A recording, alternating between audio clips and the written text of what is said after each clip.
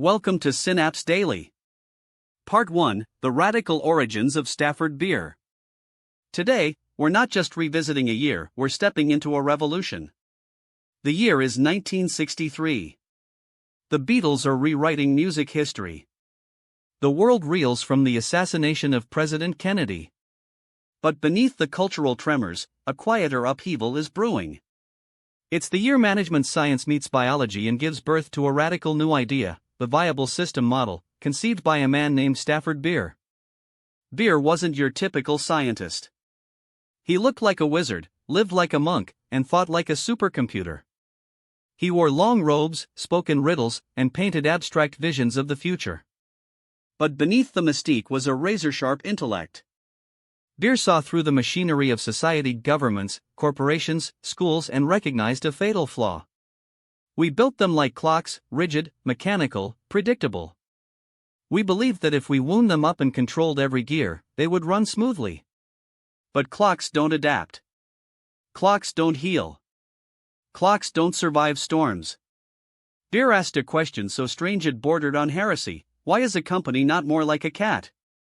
A cat doesn't need a CEO to tell it how to land on its feet. It senses, reacts, and survives. It finds food, avoids danger, and thrives without centralized command. Beer saw that true intelligence wasn't top-down, it was distributed. In the 1950s, Beer studied the British steel industry. What he found was chaos. Thousands of workers, but broken communication. Decisions based on outdated data. Information moved like molasses. It was a dying giant. Beer realized that for any system to stay alive, it must be viable. It must sense, adapt, and evolve. Thus began his quest to redefine how we understand survival. Part 2: The Law of Requisite Variety. To understand Beer's model, we must first meet his mentor, W. Ross Ashby. Ashby was a pioneer in cybernetics, the science of systems and control. He gave us the law of requisite variety, a principle as foundational to social science as gravity is to physics. It states, only variety can absorb variety. What does that mean? Imagine you're playing chess. Your opponent knows 100 moves. You know only 2. You lose every time. To survive, your internal complexity must match the complexity of your environment. Beer saw that the world was becoming hypercomplex. Markets shifted overnight. Technology exploded. Yet management styles remained stuck in the 19th century, rigid, hierarchical, slow. We were trying to control a 100 variety world with a 2 variety mindset. This mismatch causes burnout, bankruptcy, and collapse. Beer didn't want to simplify the world. He wanted to make our systems smart enough to handle its complexity. The viable system model was his surgical tool to close the gap. Part 3: System 1: The Engine of Autonomy. Let's dissect the anatomy of the viable system model. At its base is System 1, the operational units.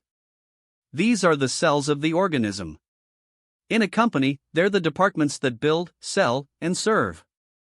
Most managers believe System 1 should be micromanaged. Beer disagreed. He believes System 1 must be autonomous. Think about your lungs. You don't tell them when to expand. They just do it. They have local intelligence. In VSM, if System 1 isn't autonomous, the brain gets overwhelmed by noise. That's why modern CEOs are buried in meetings, they're trying to do the job of the lungs. It's a biological failure. A viable system pushes power down. It trusts the cells to do their job. This was radical in 1963. It's still radical today. Part 4: System 2 and 3: The Harmony in the Gut. If every unit in System 1 is autonomous, won't they clash? Yes. That's why we have System 2, coordination. It's the rhythm of the nervous system. The shared calendar. The common language. It doesn't command, it harmonizes. Then comes System 3, the inside and now.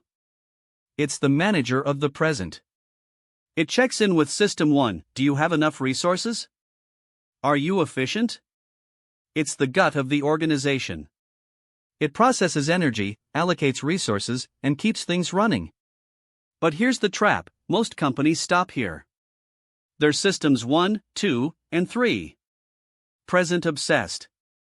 Running fast, but staring at their feet. They lack foresight. Part 5, System 4, The Eyes of the Future. System 4 is where Beer's genius shines.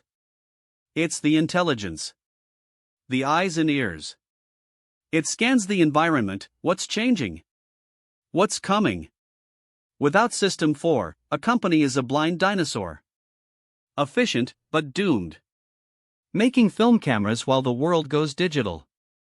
System 4 and System 3 must argue. One wants efficiency today. The other wants change tomorrow.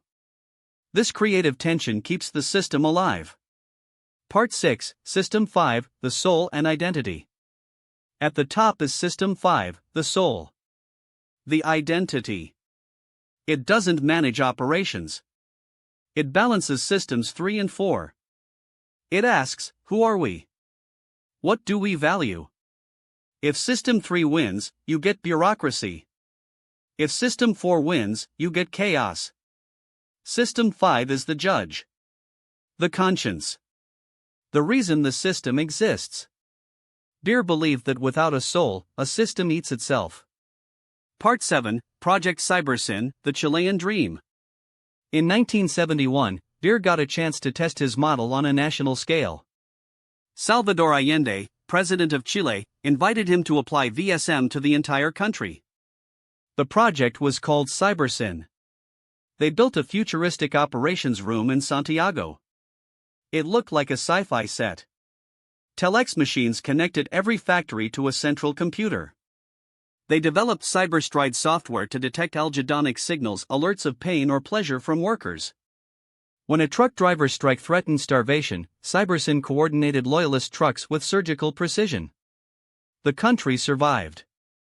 It was the first electronic dashboard in history. Not for spying, for empowering workers. Part 8, The Tragedy and the Legacy. The dream ended in 1973 with a military coup. The ops room was smashed.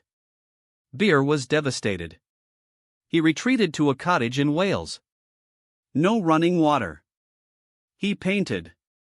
He wrote poetry. But the model lived on.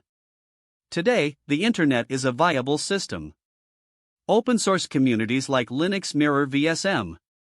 Autonomous units. Coordination. Shared identity. We're entering the era Beer envisioned. Organizations are becoming networks, not pyramids. Leadership is about designing systems that lead themselves. Part 9, Are we viable? As we close this journey, look inward. Your team. Your business. Your life. Do you have a System 4? Are you scanning the horizon or just reacting to emails? Do you have a System 5? Do you know why you do what you do? Beer taught us that survival is a science. It's not luck. It's communication, feedback, and balance. In a world of AI and rapid change, the viable system model isn't just theory. It's a survival guide. Thanks for joining Synapse Daily. If this sparked something in you, share it. Let's build systems that survive and thrive.